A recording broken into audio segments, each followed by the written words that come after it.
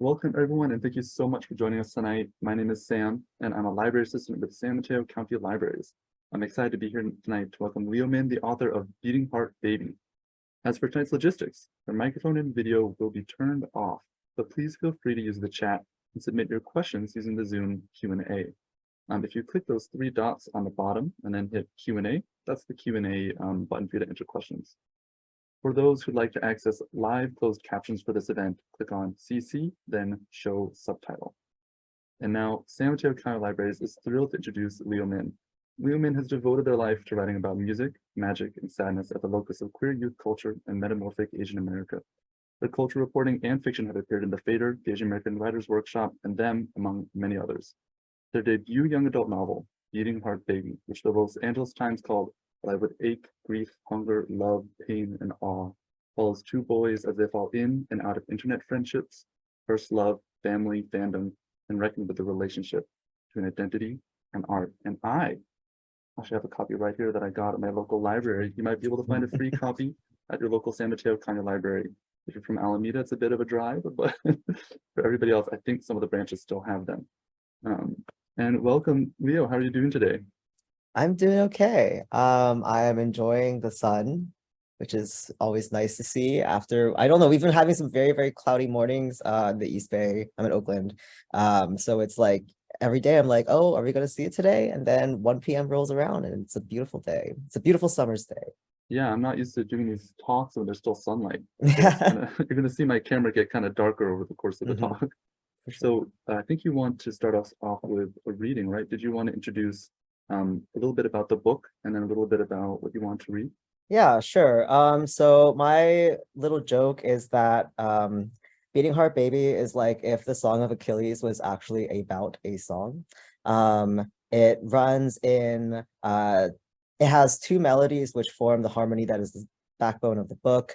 One of them is about the passionate community around that is both formed online and in real life that can grow around art. And in the case of the book, it's especially about anime and music.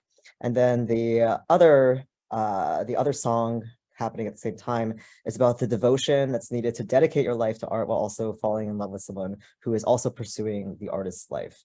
And then something that the book talks a lot about is just kind of like the conflict between building an identity in private while presenting or being perceived as someone else in public, sometimes because of your own hesitation and sometimes because of real concerns about safety. I've started like writing this down, so this is not off the top of my head. This is like my little introduction to the book. I'm going to read a section from the first half of the book. Yeah, let's go to Los Angeles. There's barely any traffic on the road.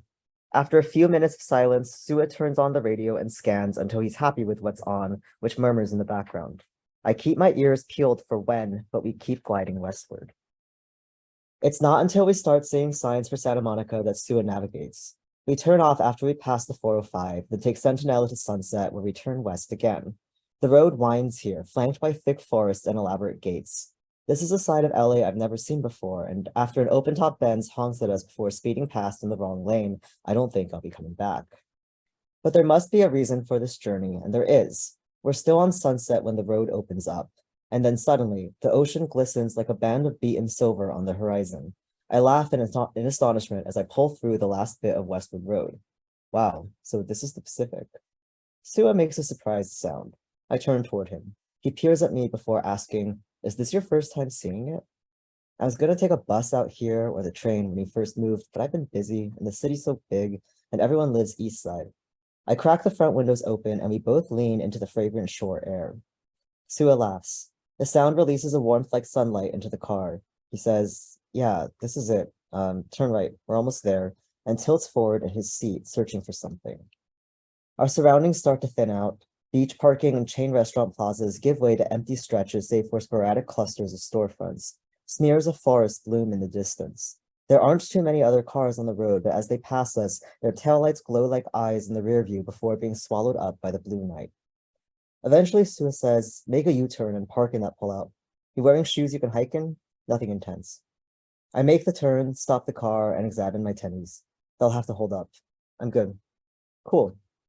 Suwa gets out of the car, walks to the edge of the road, and disappears.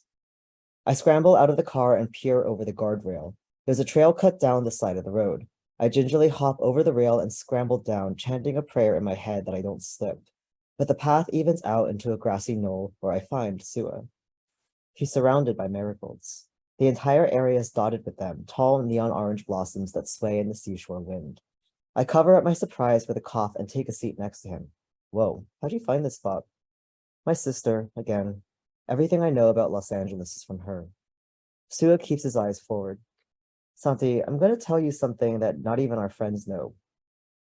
I turn my head toward him and ask, why me? Because I was so mean to you when I first met you, or that's what I keep telling myself. But the truth is, Suwa sighs. I don't know. You remind me of her, Sayo. Not like how you act, she's way louder and honestly kind of scary, but you both have this openness. And instead of just thinking that I could tell you about anything, I actually do. He covers his face in his hands. Is this weird for you? It's really not, but I turn around so I'm facing the road. You look ahead. I'll just be here. The wind whistles around us for what feels like an eternity before Suwa says, I can't go back to my house now. Sand and grass rustle around us. I murmur, what do you mean? I hear Suwa take a sharp breath. My father basically kicked me out at the end of the summer because I want to pursue music. Not just play in a larger group like in the band, but step out on my own and own it, who I am, everything that means. My family on his side is really old school. His parents almost disowned him for marrying my mother, so he spent most of his life trying to make up for it. When she died, he lost it, drank a lot, hit us some. And then I was outed, only to him, but that's when the rumors started. The whole neighborhood already knew that something was off with his youngest kid, and then it was like, oh, I wasn't just weird, but an actual freak. You're not a freak. I shouldn't interrupt him, but I just can't let that go. Suwa laughs, the sound thick with emotion. They made me feel like one. God, my grandmother and aunts came to the house and prayed over me, laying hands and everything. The things my uncle said, my grandfather did, on top of everything else going on, it got really, really dark. Sua's voice hitches. It felt like it would never end. I don't register moving, but suddenly my hand's on top of Sua's. His fingers curl under my palm. I feel him take a deep breath. I begged Sayo to let me live in her dorm, but then she found out that some of her marching band friends have stayed with Kat before, if they were going through shit at home. She helped me pack and got me out of there. And then she told our father that if he didn't step in and step up for me, with his family and my transition, we'd both be out of his life forever. I'm not saying this for sympathy. Back then, he wouldn't have lost too much sleep if it were just me running away from him. But not her. Never her. And a few months into freshman year, he cut his family out. I moved back. It wasn't great living with him, but Sayo visited almost every weekend while she was in college. And there were moments when things were actually kind of good, when it felt like we might be a family, and he could be proud of his son. But when I told him about the audition, the extent of my dreams, he flipped out. It was like we went back in time, the way he spoke to me and what he said. I hear Sua's sniffle. God, this is so melodramatic. No, it's not. It's your life. I close my eyes. I remember what it felt like to armor myself every time I stepped into the world, unsure if I'd get through the day unscathed. I can't imagine what it would have been like if I hadn't had someone like Aya at home to support me, even when I pushed her away. So you're living with Cap again now. That's where I dropped you off. Yeah, besides Sayo, I haven't told anyone else. Not because I don't trust our friends or whatever, but the last thing I want is for them to worry about me again when they all have their own stuff to deal with. None of us believes things really get easier after high school, but we also can't help who we are.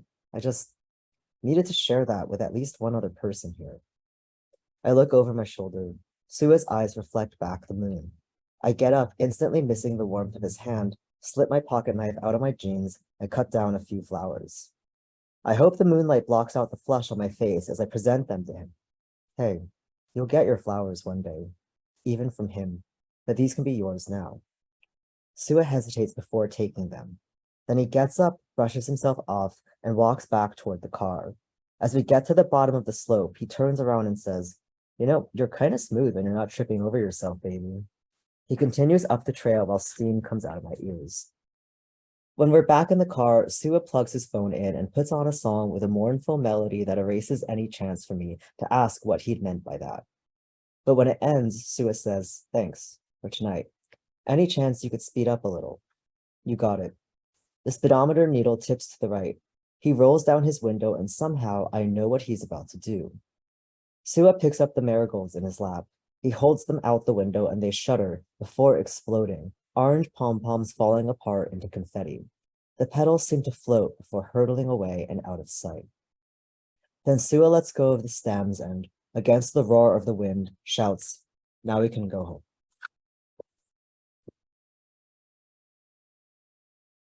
Wow, that's a really good passage to capture a lot of the character dynamics. I'm curious, so a lot of the characters in your book, they find so much joy in each other, but they also all have a lot of this armor up. And what was your inspiration for writing that?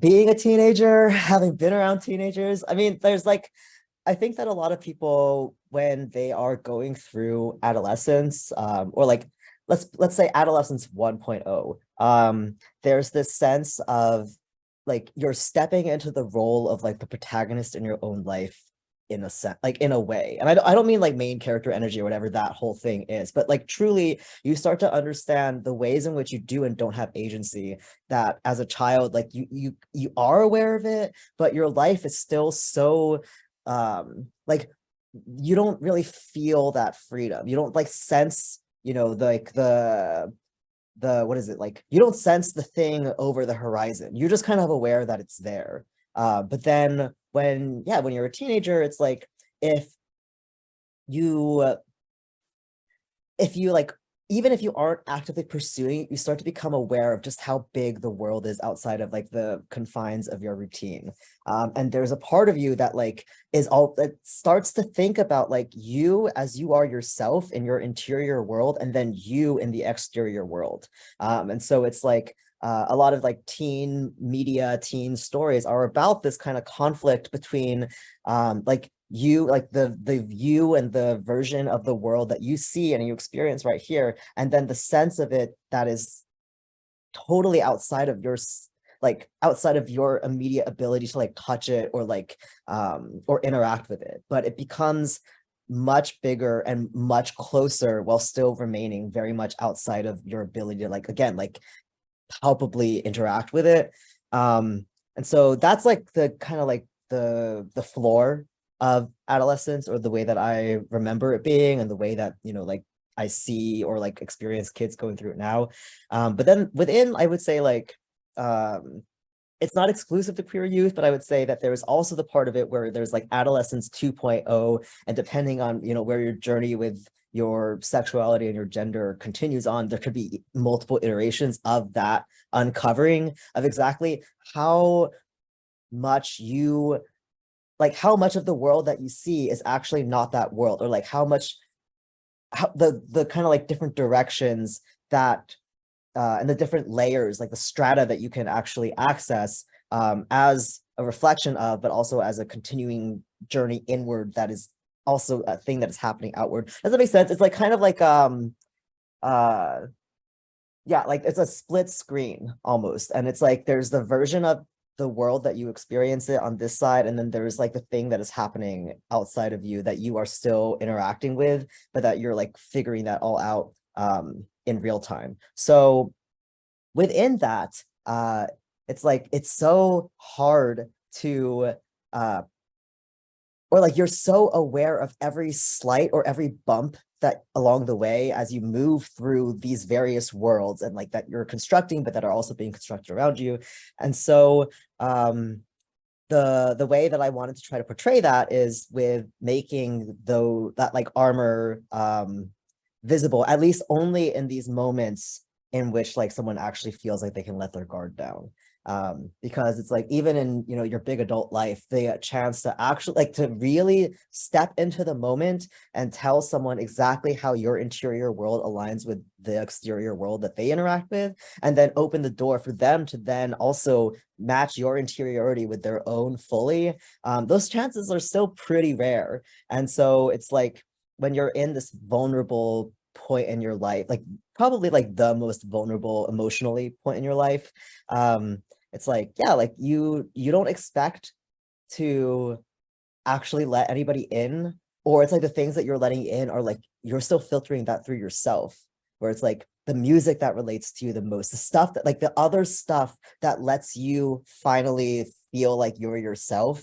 It's like then revealing that to someone who is interacting with the version of you that you may think is like the more superficial one or not the real you, it's like it's really hard, and it's hard to have this conversation and to have this opening up, period, but especially when you're like going like this emotionally all the time constantly.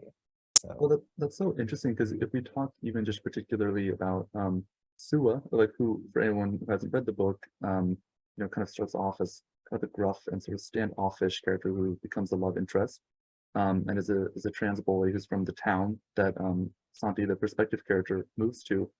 So from Suwa's perspective, like you see kind of what he's going through and like why he has these walls up from Santi's perspective, because he relates so much, both kind of as a young queer kid, but also just as someone who has had hardship and like had this double identity. And it's kind of also interesting because they're in marching band, and so there is this performative aspect to what they're doing. And they're at like this backstage of their life, kind of at the sort of end of high school as well. yeah, no, I'm obsessed with the idea of performance as something that like, yes, everybody puts on a performance for like the world and for even like the people that are closest to them. But then it's like for most of my writing career, I was a music journalist. I still am in that world. And it's like the most fascinating thing to me is, like the ways in which we traditionally think about performers putting on a persona and acting out that persona in the culture, where it used to be like only, on a stage when they're actually performing is that performance on. But with the advent of social media and everything like that, and this like all access view into people's lives, more often than not, it's like we're starting to think about like the micro level of performance, the thing that like you going into high school, and like putting on like your face, putting on your outfit, putting on all these things that help you step into the world a little bit closer to who you are, and then like acting out a version of yourself within the school environment. That's like something that is not just something that people in the public eye do anymore, on a like where it's like there are like kids who are influencers and stuff like that, right? Where it's like now it's like you're actually doing it for a much wider audience. The what is it, like the layers of it, and then the almost panoramic or panopticon view of it that like you're putting on yourself and also other people are putting on you, is a phenomenon that I'm absolutely fascinated with, and I think is kind of like one of the big questions that people working with kids now have to ask themselves. It's like, how much of this is like how is that going to change the way that generations, like future generations, think about art and identity and performance and all of these things that for those of us who had to figure it out much slower, and had to figure it out with much more limited resources, where it's like, it's not as though our journey or our paths are like more authentic or more like pure, but it's also like they are fundamentally different. It's fundamentally different to be like a queer kid in a small town then versus what it is now. It's fundamentally different to talk about like the relationship between art and identity when you are already being watched by millions of people at like a very, very young age. There is no part where it's just like your bedroom demos or whatever. People are becoming famous off those bedroom demos, and then their journey starts there instead of you arrive more fully formed as a person and your art later on in your life. So yeah, yeah. and also like kids see other people their age doing that, Yeah. and that's like a totally different makes you view yourself differently when like you think the potential is different. Yeah. And I also, it's like if everybody around you was suddenly a child actor, and it's like that kind of is the vibe in some places. Yeah. Well, Yeah. okay. Speaking of someplace, and a question about that, how much of that is like an LA thing, and how much of that do you think is like, it particularly really, really extends to kind of everyone from these generations? I mean, the LA thing is real. The story is set in Los Angeles, but the story that is the pre-story of Beating Heart Baby is about an internet friendship, where it's like there were things that that were viral online in a sense that in a sense that is a little bit different from like the way that virality works these days, where like truly like nobody saw each other. There was no such like you really had to put some effort in, and you had to like ignore every single warning about the internet to like turn your front-facing camera. There was no front-facing camera, first of all, but like the spiritual front-facing camera. So it's like the yeah, the sense of like being discovered. It's like you could be discovered, but it didn't have to be you. Like there are people whose videos I have watched like thousands of times that like I actually still don't know anything about them. You know, there's like clips of music or like artwork where it's like, yeah, you know, like I have no idea like what like anything about that person because they didn't put any information about themselves online. But then yeah, it's like it's still there. Yeah. I want to get real about that one because there's a really good scene early on where you see kind of these text like forum exchanges between Santi and between someone who kind of he meets online very young. And this person, when he's like in those schools, the first person he comes out to is like a stranger online who he has a connection with over music. I want to point out how real that is because the first person I came out to was a stranger online on one of those web browser games where you have like a vampire den and you have to go on raids. You know, like these were the outlets that I had that I felt that I could speak to other people, and where they're not seeing like your outward identity, they're just seeing your interior kind of. Yeah. No, it's like that was something that like in my actual life, like all the things I was interested into were either like very like weird to the point that they'd be made fun of. Anime is one of them, and the culture around that has changed so much that it's like true whiplash. And then like even stuff that was like like a normal like arte film thing to be into, you know, but it's just like nobody else wanted to talk to you about it. So the only place for you to actually feel like, you know, like say like you buy the magazine or you buy the CD or whatever, like in the end that's still like not a conversation. So the ability to have a conversation based on not just the same interest but the same intensity of that interest, where it's like, oh, like I am actually like, it's like I am normal in a way because I can not just talk about this thing that I'm into and like, but like we can go down the spiral together. Like it's like we're holding hands, jumping off the cliff together. And the feeling of like euphoria that unlocks when you, again, like maybe there's no one in your actual life who can match that with you is off the chain. And so it's like that part I feel like is such a foundational part of internet community that it's still again, like it still exists in a form now. But there's much more of like an outward presence to it. Like people who are fans of the same thing, like they can find each other much easily and much easier. I don't know, but one of those iterations of easy. And then they are also able to make that leap into IRL, into like seeing that's like everybody's faces and like knowing where everybody is from and all of this stuff a lot easier too, in a way that like, it's not that it, again, like, it's not that it's like less pure or like less intentional than the things that, you know, the networks that we had to build and like the connections that we made back in the day. But it's just, it's different. Like you really felt seen soul to soul by other people. And then nobody would ever push that boundary. Like they just allowed it to be your soul and you didn't expect to push it. Yeah. And I wonder too if a lot of that is that, you know, it's because this distance, even though like there's a sense of community and you don't have a face-to-face connection with this person, that distance is what makes it possible, that safeness, right?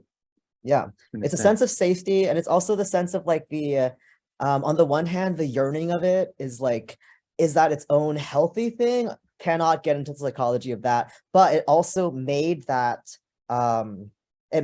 connection feel just like more precious in some ways, where like it's like, like this is like this, like I get to keep this in like the locket of my heart, and I get to keep this relationship at what it means to me, like right here.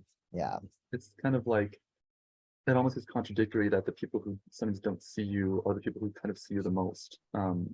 That's very cheesy, but, and I said it. No, but it's true. Yeah, it's true though. It's true. And again, like it's all happening in a space that at the time was like still seen as like more of like neutral, like being online could be in theory like a more neutral space for you to be in versus the way that we talk about being online now, which is like I would say like largely not neutral. Where it's like even for those of us who have to participate in it for, you know, like various work life reasons, it's like the sense of like true unbridled joy, the sense of like, again, like falling down the rabbit hole and like really letting it take you over. It's like that, and without having to worry again, like how that would affect your real life. Real life. Yeah. Well, Yeah. and to get back to something you said a little bit earlier, the kind of euphoria of finding this connection, it's very palpable in this book, in this marching band, in these characters who find each other and kind of when Santi kind of moves to their school, just scoop him up and he winds up being a really good fit. There's this really palpable euphoria to their connection. And there's something about, especially I think for young people, where other people in the LGBTQ community are this like life-saving support group, but also uniquely positioned to wound us and to kind of hurt us because they're sort of all we have. How does this kind of impact Santi Suwa and the friends? Yeah, so Oh, also the hello. Could we yes, get an introduction first? yes, this is Onion. She did the thing that I told you Oh. she might do, which is come up. But yeah, so I think that there's that sense with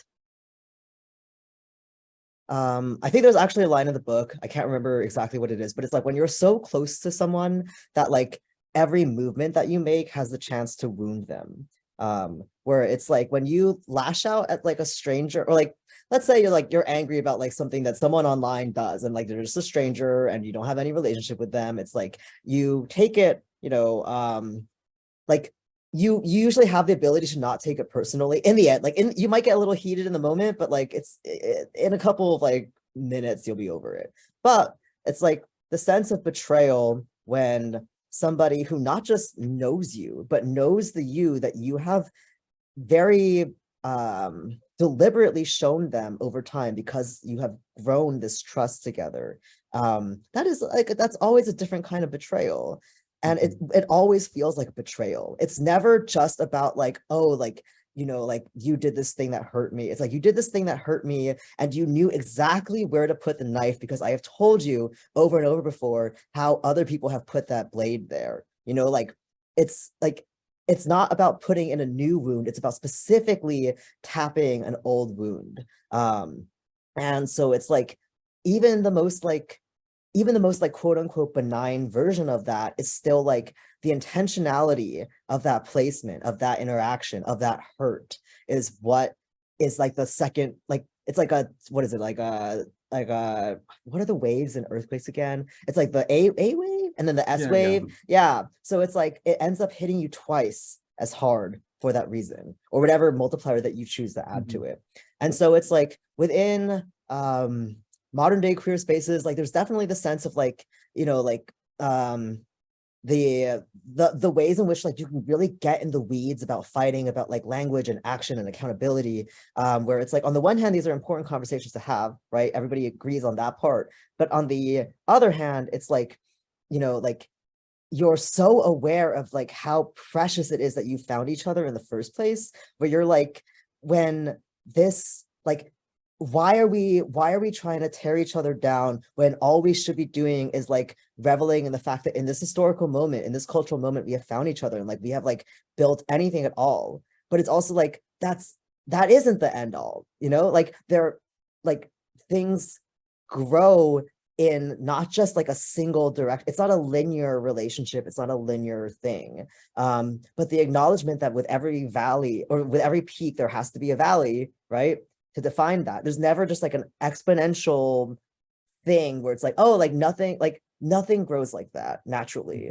So I think that like the parts of it that make it very hard are not necessarily unique to the queer community, but the parts of it that make it feel extra hard is like the sense of like when there's a backslide, when there's a contraction within, on a micro level, your friend group, but also at a macro level, right, the culture. It's like if it all feels so fraught and it all feels so extra extra charged for those reasons. Yeah, well, and I think something that the way you wrote it is so beautiful because it both addresses the specifics of this to especially young people in the queer community, but also makes it like very relatable, kind of in the bigger sense. I was really impressed with that. I actually want to start reading one of our questions. This one starts out with some comments and praise, so get ready for that. For sure. And remember, everyone, you can submit some questions using the Q&A. You can just click those three buttons right down there and hit Q&A. You can use the chat, but we might miss it. All right. So this one says, hello, I am in love with Beating Heart Baby. The book feels so special to me and has such a special place in my heart. Thank you for sharing your song with us.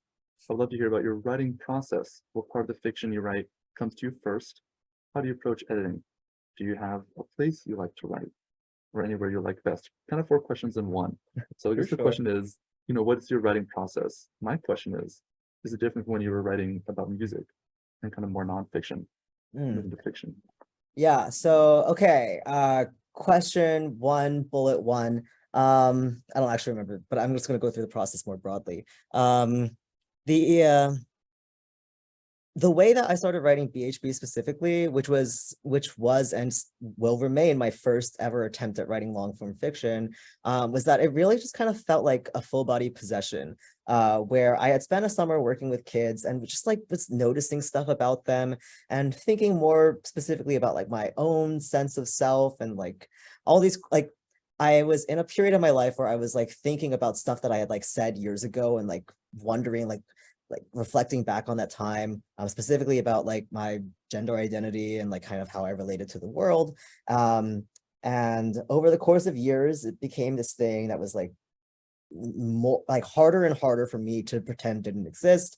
And so being in a space where I was working with really young kids, like 4, 5, 6 years old, and just starting to see the ways in which like gender and like power were starting to calcify like that early on.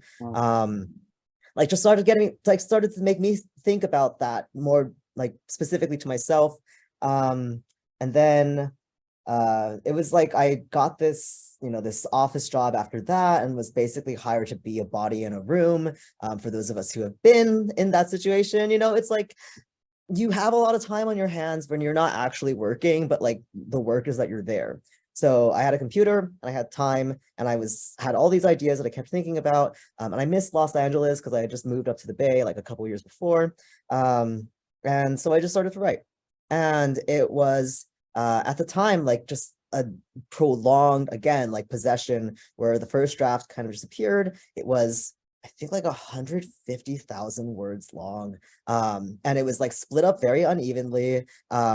But the gist of it was like I had a story there that I wanted to say about internet friendships like the ones that I had when I was a kid, that also folded in all the stuff that I was thinking about with just like interviewing musicians specifically and the relationship, the patterns I started to see emerge within those conversations. So that was part of it. So for a long time, my ideal writing situation was at a standing desk in a windowless room. And now I have a true desk that has windows. It is in a basement, so it's like very dim. But it's like the true environmental thing is I always have music playing. I will listen to either playlists that I make specifically for the book or like songs that I find like hypnotic to the point where I don't actually like hear them. The first one that comes to mind is Chains by Nick Jonas. Great writing song. This also dates me because that song is like old now. But yeah, so that's part of it. What are the other parts of that question? The other parts were like, well, I think you answered most of it. Writing environments, how do you approach editing and revision? Oh, okay. Yeah. So I've worked as an editor before, so this is something that I constantly am just doing to myself, where part of it is like saying stuff out loud, where like that to me is how I pick up on both like kind of like needless filler. Any repetitions is like a pet peeve of mine as an editor, where it's like if I repeat a word like over the course of pages. There was one time that like I read a page out loud and I wrote actually 5 times on a page, and I was like, this cannot Wow. be. Yeah, and like you're just like typing, right? You don't actually like register it even when you're reading it on a page. And then The other thing is that because like my life is so informed by music, where it's like the way that I try to write is like the practice that I developed is like there is a kind of musicality that's inherent to my writing that I try to cultivate. Maybe not on the level that like poets think about it, but I would say that there's like a part of poetry that I think is really cool and interesting is like you're listening to the musicality of meter, you're listening to the musicality of language, and you're thinking about it in this very deliberate way. Like it's not just about moving plot forward, it's not just about developing the character, it's about doing so in a way that actually has a melodic sense to it. And so there's like, I don't know, yeah. And that's something that I first kind of like discovered while I was doing like my regular nonfiction reporting and stuff like that.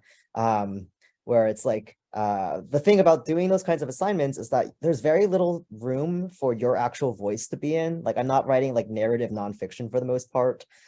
So it would be like in those chances when you have like maybe like the space of 100 words to say something like meaningful, like to wrap up your feature reporting, you know, to tie everything back in, to offer a point of view that will be the capstone, especially like the way that you end an article. Then it's like, okay, like this is how I like to do it. This is like how I try to think about like themes and about like connecting threads and about like drawing conclusions. So then to take that and then apply it to the end of every emotional beat, the end of every chapter, to the end of every section of the book was something that I carried over. But otherwise, yeah, like the really loud music, usually repeating music, and then being in a somewhat hostile environment while I am working. These are all things that I did in my reporting practice and that I carried over into the fiction. Well, that element you were saying of sort of having a line that kind of summarizes or encapsulates the action, that really came through. And a lot of the passages from Santi's perspective, they'll kind of just make this like kind of big statement that it really fits in the paragraph and doesn't stand out. But then when you think about it, you're like, I don't know, I was kind of like, wow, like that's a really interesting kind of way to summarize it and encapsulate everything.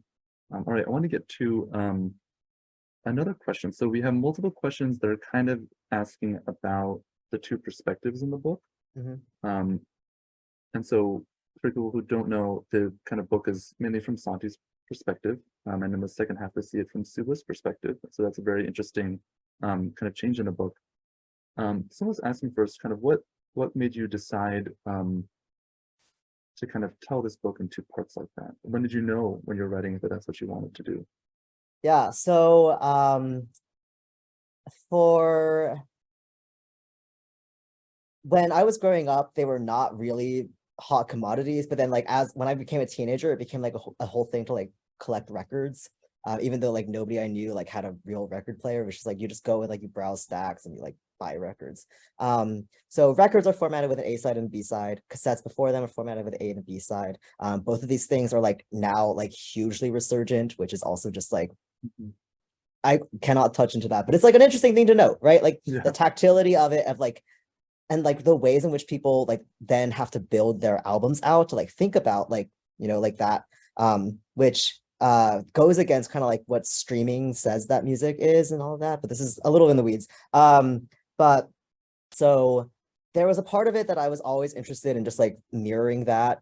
Specifically, I kind of like based the momentum of the change off of the song Nights by Frank Ocean, which has a beat switch right in the middle of the song and totally changes like the tone of the song. And so it was like, okay, like I really like what that does, because then it's the ability to basically write.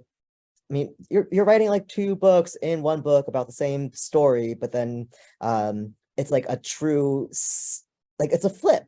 You're literally like you're taking the needle off and then you're flipping the record. And so when I first wrote the draft, this beat switch happened much later on. It was like mostly like the story was mostly told from Santi's perspective, and then like the last third of it was actually from Suwa's, and it was basically like me testing out the limits of like my fiction writing ability at the time to be like, okay, like you think that this character did something or like said something that was like kind of irredeemable, but like let's just see it from his side. And then like it like the first question that my agent asked me was like, why doesn't this just happen at the middle? And so it was like, yeah, so then I moved it to the middle. And then it stayed there throughout every other subsequent draft. But yeah, so it was mostly like a vibe thing. Like I just wanted to see what it would be like, to see if I could do it. And then it was actually like, no, like there's the first half of the book is like a very kind of traditional, like, or traditional in the like the new traditional sense of YA. It's like set in high school. It's about a marching band. You know, I build this very nice, tidy construction of like a house that we all know the interior of. And then I take the second half of the book as a chance to tear down the walls, take off the roof of the house, and like show you everything else that has been going on within the confines of this, again, like traditional, like coming of age, first love, romance story. Part of it is like playing with the expectations of it, and part of it is like getting to give each character a chance to see each other from the other's perspective in a very finite way, because there are books out there that like switch perspective like every couple chapters, or like it's more uniform throughout the story, but it's like, no, like you get to watch Santi fall in love with Suwa in real time, and you have that whole journey with him and with those characters. And then the entire back half of the story is again like a falling in love story, but it takes place in a vastly different time frame and in a different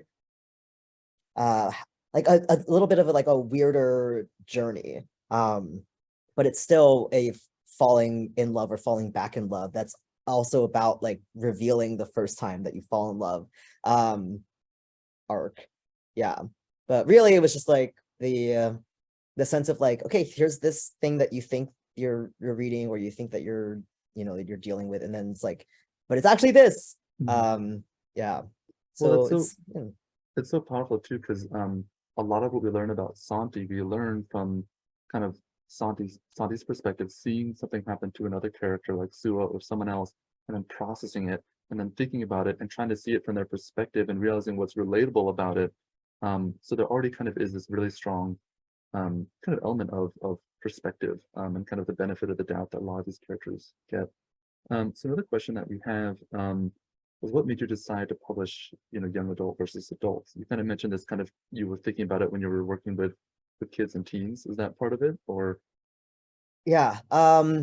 So I did not grow up in like a book family where it was like, especially as I got older, it was like, okay, like, like do your summer reading list and like read for school. But like the idea of reading for pleasure was like not something I really grew up with. And so when I went to the library, it's like that was my chance to like actually explore and to actually like get into stuff. And like we would have magazines like delivered to where I grew up, and I would like flip to the book recommendations, and that's what I would like base my stuff off of. But like in terms of actually like just like discovering like literature that was meant for me, because it would be like, oh, like like this is like the literary fiction of the day, and I'd be like, oh yeah, like cool, like now I know all this stuff. That was like, yeah, my school library, my local library, to go and just sit in these sections, or the manga section at Barnes and Nobles, yeah, or Borders, RP Borders. So that's like the experience of being in a space that was curated for you to just go and have fun in, was like, that was my chance to actually do that. And so the big distinction from a business perspective of YA and adult fiction, because obviously people are reading across age ranges, it's not just kids reading YA, and it's not just and that doesn't mean that like kids aren't going to be reading adult books either. But it's like within YA, like you talk specifically and directly to teachers and librarians. And so it's like for the kids who maybe don't have like a strong sense of like book or literary culture within their like home lives, or even just like broadly, where it's like, who are the people who like they would actually listen to, who could actually like pass on this stuff to these kids indirectly, versus like the kind of like direct reading culture, like people who are book people and like go out of their way to seek this stuff out. It's like I wanted to speak to that, the chance of discovery and the chance of reaching people who, again, like do not necessarily have this either interest or the privilege of like having like all that stuff, like being privy to that conversation happening, in a sense. So it's like, yeah, like people go to the library to do other stuff and just like be around there. And then when you have those resources available for everybody, then it means that more people within everybody will actually be able to access it. And so that was like a huge part of it, where I was like, like the people that are going to find it are probably going to find it. It doesn't really limit what I want to write about. Like, I don't think like YA has to be like simpler language. Like the depth of language and like the depth of story can obviously be as simple, and I mean, it can obviously be as like complicated and like gnarly and deep as anything. Just in the way, just because it's for adults doesn't mean that it is those things. So yeah, it's like, yeah. Well, okay, as someone who worked in a bookstore previously and now at the library, I love that answer. And I have to say, especially like, I know it's kind of corny, but I do get kind of emotional when I see like teenagers in the young adult section or in the manga section, because it's so different. It's so different now. And a lot of these topics that you bring up in your book and the characters that exist, it's a lot harder to find characters like this, when I was a lot younger. Okay, speaking of helping people find things, someone's asking, how did you decide the cover to be pink? Was it you, or was that someone at the publisher and they say, I love how bright and bold it is? I also love it. Yeah, so one of the first things that you learn going into publishing is that like every aspect of the book that is not actually like the words on the page, like you have very, very little control over. So it's like something that I talked about a lot with my editor when we first started working together, is like, yeah, like it's like everybody is always like blushing and crying and like, just like getting like, it's a very emotional book, and there's like and it's a very intense and passionate emotional book. So it's like that part I feel like is like, in terms of like why it's pink, is because of that. And I think that like the design team did a great job picking up on that and just being like, yeah, it's going to be the whole thing. But also like when I put together kind of like a mood board of images that I wanted to represent the book, or that I thought were like simpatico with like the version of the story that I had written, I couldn't, I again, like I'm not super deep into book culture, so I didn't really have like too many book examples. She's doing that thing. So all the examples that I showed the editorial team or the design team were album covers. So it would be like, oh, like these are the album covers that I really like. And so it was almost completely half and half, where half of them were really, really bright, super saturated colors. And then the other half of them were like very simple kind of like line drawings or like evocative drawings. So there was and like, because the team like those were the only examples I gave them, they were like, okay, like we're gonna make something that combines it. And they did an excellent job of conveying like the evocative intimacy, and also like that bright, like full face blush feeling that is so inherent to first love. Yeah. That's so funny. It is very evocative, and it does, I was gonna say, it kind of does look like an album cover. That's wrong again. Yeah. Oh, So and also I should mention, we have free copies at the libraries, and they're signed. Some are in They are pink, some I think are in some other colors. So yeah, some of the signatures, you could tell that I was on book like 300. Not actually 300, but like it felt like book 300. how was your hand afterwards? I've always wanted to ask an author after doing that signings.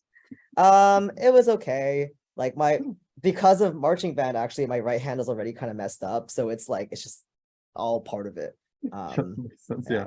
Yeah. Okay, so we have a few more questions to get through. We're kind of wrapping up. Yeah. Someone is asking, kind of jumping back to that question we asked earlier about why you included two different perspectives. Someone also kind of wants to know, between side A and side B, why there's a time jump, because you have a time jump there in the middle as well. Yeah. There was a time jump.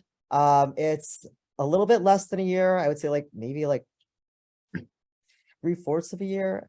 don't actually remember, but the gist of it is that like you want to break or like the way that the story, the first part ends, it's like I wanted there to be a rupture between these characters that was real and that would still feel raw when you stepped back into the story. And again, it's like the sense of like helping like reset the tone, again, like literally flipping over the record. And I will say that there was like a version of the book that I did initially write where there was a much bigger time difference between it. And that probably would have pushed the book more into like, again, like somewhat superficially adult territory. But it's like you want enough time for it to feel like an actual break, but not so much time that you can't actually still feel like the oof of it. We're like, no. Like it's all still very fresh in your memory. But yeah, like I wanted there to be an element of like bittersweetness that sets the tone for the entire second half of the book, where it's about like two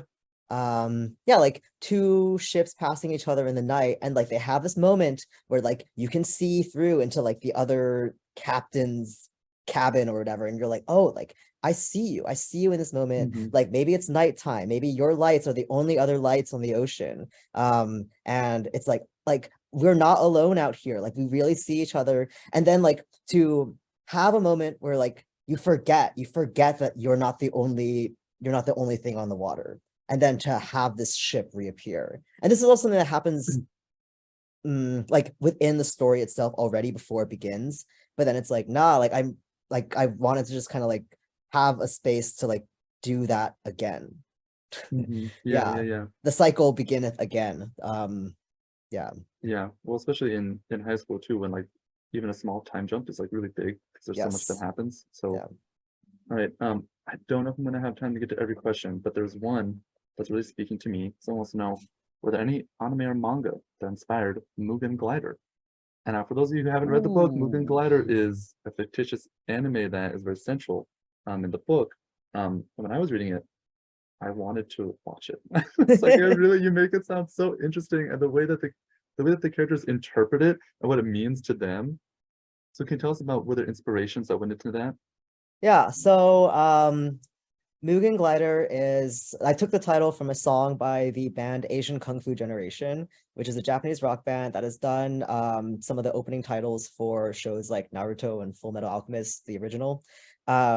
So that's how I know about the song. Great song, great band.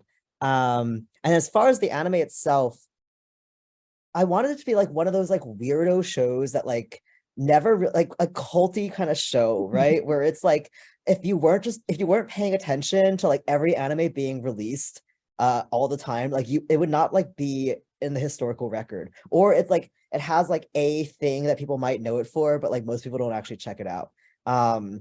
And so the one that I watched, I forget exactly when I watched it, but the important thing to note is that I watched this show and then immediately rewatched it again with my best friend and then my partner, where I was like, I'm okay to like watch this 3 times in a row nonstop because I'm already immediately obsessed with it. It's called From the New World, and it's like a weirdo show. Aesthetically and in terms of like the story of it, it is not for everybody. I would say like if you are, this is not like this is not anime one, this is not intro to anime, this is not anime 101. This is like maybe like graduate anime, A senior seminar. yeah, something like that. But I just thought that like the mood of it was so strange and so like part of the reason why I love anime and I'm obsessed with it is because I truly think it's like the most impossible medium, animation broadly, where it's like it pushes the level of like your audio visual imagination. Because you don't have to pay attention to physics in this stuff. Like there are people that like harp on that, but like you don't actually have to pay attention to it.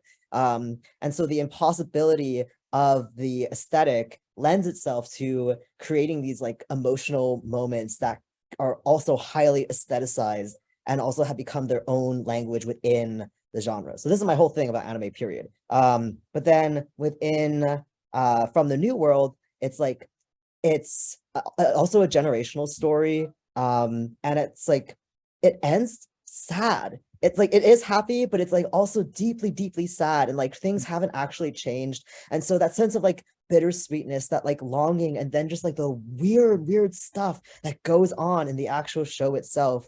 I thought about that constantly when I was imagining like what's something that like would actually bring out this like feverish side in people.